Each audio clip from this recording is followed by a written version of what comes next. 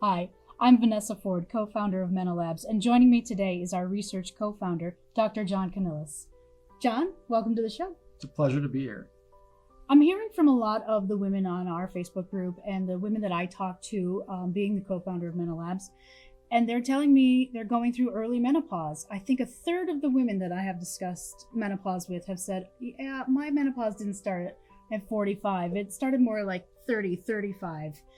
And I'm curious to know, and I think a lot of these women will be too, some of them have had surgical interventions, some of them have had radiation and chemotherapy. What kinds of things bring on early menopause? Well, first of all, I think the definition of early menopause really, it should be eliminated, right? Because why does it matter when they go into the transition?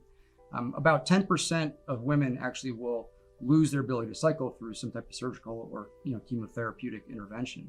So that leaves a huge population, obviously. So just because in the past women transition at a later time point, what does that mean, right? I mean, things obviously have changed, and we should accept that and try to understand it. One of the things that I do when I start out a talk, and I'll give talk to large groups of both men and women, but especially the women, I'll make the point that over the last 20, 25 years, more women have died of cardiovascular disease than men. I think most people wouldn't actually appreciate that or even know that. Yeah. But a statistic actually is there. It's been available for everybody to actually see. And as a cardiovascular scientist, I find this absolutely fascinating because we're not addressing it, right? And this is what I think is one of the key things when we start to define this. So if you have somebody that's going into, as they may say, early menopause, why would that be? What is it the problem? Well, I don't think there's a problem. I think if there's something naturally driving that. One of the things that we actually discovered was that stress could be a main driver of this. Really? So why do I actually say that? Well, if we look out in the population, so women will typically present with heart disease. And again, they present more often than men do. It's more severe actually in women. So when women do experience heart disease, their prognosis is worse than men. So most women will present in about their mid-60s into the clinic with heart disease.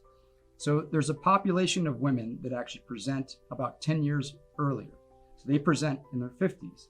That population actually is the military population. So women in military typically present about 10 years earlier, so non-military people. So I think what this tells you is that they're clearly under a different kind of stress that could potentially drive that transition earlier.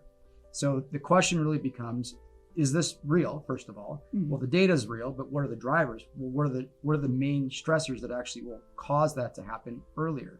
I don't think we can say right now, but we have evidence in our lab from the work that we've done that we can instigate this through different mechanisms to help us understand this better. So we should all be really careful about what kind of stress we allow to creep into our daily life, is what you're saying. Well, I think one of the things that you're obviously alluding to is that even stress can disrupt your microbiome. Right. Disrupt really the symbiosis with your health. Right. Again, your gut, in fact, is going to operate the way it operates. It doesn't really care. It's going to respond to what you do to it. So that if you're able to continually monitor and regulate your microbiome in a way which keeps that symbiosis with yourself and doesn't necessarily disrupt it or make it a dysbiotic environment, then I think you can actually combat the effects of stress that may have in a long-term fashion. For more support from the Menolabs community, download the Menolife app, follow us on Facebook and Instagram, or visit our website.